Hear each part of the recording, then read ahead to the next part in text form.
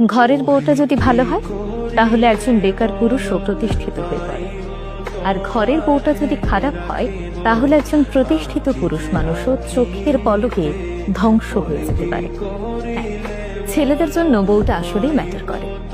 ঘরের বউটা যদি ভালো হয় তাহলে দেখবেন একজন বেকার পুরুষও ধীরে ধীরে সফলতার দিকে এগিয়ে যাচ্ছে, কারণ একজন জীবন সঙ্গিনী শুধুমাত্র পাশেই থাকে না, বরং তার অদৃশ্য শক্তি দিয়ে স্বামীর সকল হতাশাগুলো দূর করে তাকে সফলতার দিকে নিয়ে যায়। স্বামীকে ধৈর্য দেয়, সাহস যোগায়, তার খারাপ সময়গুলোতে ধৈর্য ধরে তার পাশে থেকে সেই সময় মোকাবেলায় সাহায্য করে। ফলে ছেলেরা ভেতর থেকে অন্যরকম একটি শক্তি অনুভব করে, আর এই শক্তি তাকে ঠেলে সফলতার দিকে নিয়ে যায়।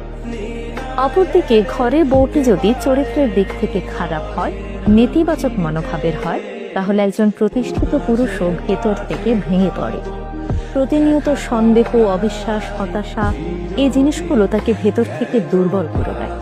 ফলে তিনি ধীরে ধীরে তার কর্মস্পৃহা হারিয়ে ফেলেন এবং জীবনযুদ্ধে অনেকটাই পিছিয়ে পড়ে।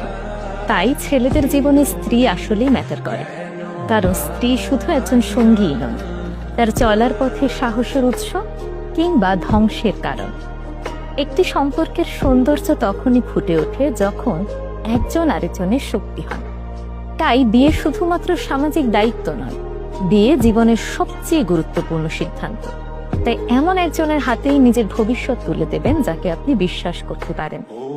এমন একজনকেই বেছে নেবেন যার কাছে আপনার স্বপ্নটা তার স্বপ্নের মতোই গুরুত্বপূর্ণ।